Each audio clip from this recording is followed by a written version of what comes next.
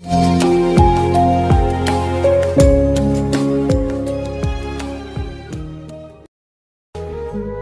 পাত্র একদিন কলসিকে প্রশ্ন করল, তুমি কি করে সবসময় যে কোনো অবস্থাতে শীতল থাকো?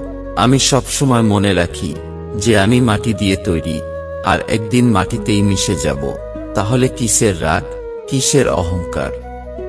কাউকে বেশি দেখো না, খুব মনে পড়বে। কাউকে কষ্ট দিও না, পরে নিজেই কষ্ট পাবে। আর কাউকে কাছে পেয়েও হারিও না, পরে সারা জীবন কাঁদতে হবে। কারো মনে আঘাত দিও না, সুখী হতে পারবে না। ভালোবাসতে না পারো, অভিনয় করো না। মনে রেখো, কারো চোখের পানি তোমার জীবনে অভিশাপ হয়ে ঝরতে পারে। স্ত্রীকে ভালোবাসুন। এক স্ত্রী হচ্ছে আদরের জিনিস। তাকে গালি দিবে না, তাকে খারাপ বলবেন না, কখনো বলতে যাবেন না তুমি দেখতে কালো, ঠোঁটটা বেশি মোটা। শারীরিক গঠন নিয়ে খোঁটা দিবেন না। দুই, কখনো রান্নার ভুল ধরবেন না। একটু লবণ কম হলেই বলবেন, যা তোর রান্না খারাপ, কোনোদিন ভালো খাবার পেলাম না।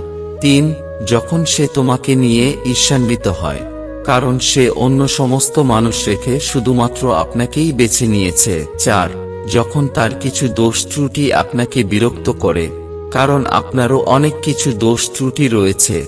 পাঁচ, যখন তার রান্না খারাপ হয়, কারণ সে ভালো রান্নার চেষ্টা করেছে। জীবন কি? জীবনকে আরো ভালোভাবে বুঝতে আপনাকে তিনটি স্থানে যেতে হবে। এক, হাসপাতাল। দুই, কারাগার। তিন, কবরস্থান। হাসপাতালে আপনি বুঝতে পারবেন সুস্থ ছাড়া আর কিছুই সুন্দর নয়। কারাগারে আপনি দেখতে পাবেন স্বাধীনতা সবচেয়ে মূল্যবান জিনিস। কবরস্থানে আপনি বুঝতে পারবেন জীবনের কোনো মূল্য নেই। আজ আমরা যে মাটিতে হাঁটছি তা আগামীকাল আমাদের ছাদ হবে। স্বামী হলো জীবন রক্ষাকারী ওষুধের মতো। ভালো হলে তো ভালোই, আর ভেজাল হলে জীবন শেষ। মধ্যবিত্ত পরিবারের ছেলে পকেটে হাত দিয়ে হাঁটে, স্টাইল করার জন্য নয়, পকেটের 50 টাকাটা যেন হারিয়ে না যায় সেজন্য। ঝাড়ু যতক্ষণ এক সূত্রে বাঁধা থাকে ততক্ষণ আবর্জনা পরিষ্কার করে। সেই ঝাড়ু যখন ছিঁড়ে আলাদা হয়ে যায় তখন সে নিজেই আবর্জনা হয়ে যায়। তাই সবসময় ভালো আদর্শের সঙ্গে থাকো, আলাদা হয়ে আবর্জনায় পরিণত হলো না। যদি কেউ জিজ্ঞেস করে জীবনে কি হারালে আর কি পেলে, তখন নির্ভয়ে বা নিশ্চিন্তে বলো, যা হারিয়েছি তা আমার ছেলে মানুষই, আর যা পেয়েছি তা হলো প্রভুর দয়া। কি সুন্দর সম্পর্ক আমার আর আমার আল্লাহর মধ্যে। বেশি আমি কখনোই চাই না, আর কমও তিনি দেন না।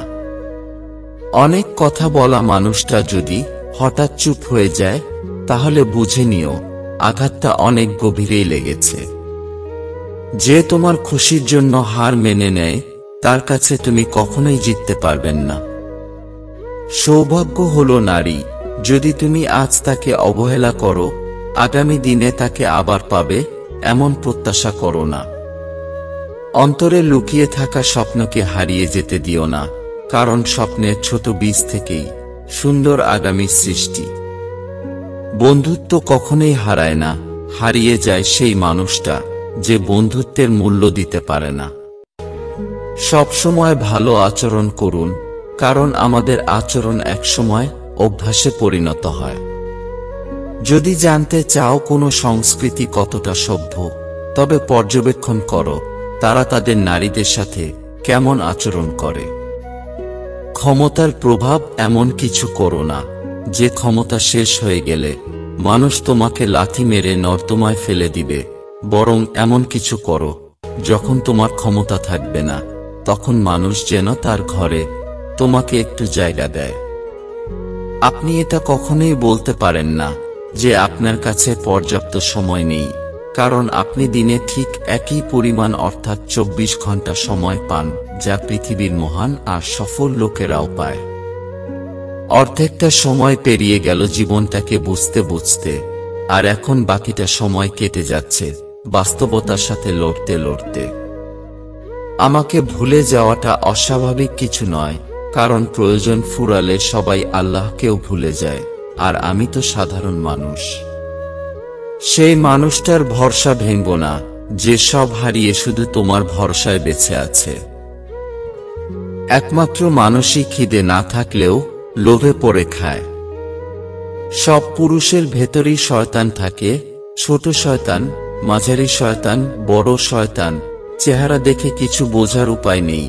যে যত বড় শয়তান, তার চেহারা ততই ভাজা মাছ, উল্টে খেতে পারি না টাইপ। বারবার হারও সমস্যা নয়, কিন্তু হারের কারণে তোমার বিশ্বাস যেন হেরে না যায়। কারণ বিজয়ীর কৌশল বারবার হারে, কিন্তু বিজয়ী নয়। সুন্দর চেহারা আছে, তাহলে আহ্লাদে 33 খানা হয়ে অহংকার করবেন না। সময় পেলে কবরস্থান থেকে ঘুরে আসুন, বুঝতে পারবেন আপনার থেকে সুন্দর চেহারার মানুষ মাটির সাথে মিশে গেছে। মনে রাখবেন, মাটি থেকে আপনাকে সৃষ্টি করা হয়েছে, মাটিতে আবার ফিরে যাবেন, মাটি থেকে আবার উত্থিত হবেন। বাস্তব কি? বাস্তব হচ্ছে, আপনি যার জন্য কাঁদবেন সে আপনার গল্প অন্যকে বলে হাসবে। আমাদের জীবন রেল লাইনের মতো, যায় শুরু আছে, কিন্তু শেষ কোথায় কেউ জানে না। আদর্শ মানুষকে কেউ পছন্দ করে না। আদর্শ মানুষ ডিস্টিল্ড ওয়াটারের মতো স্বাদহীন।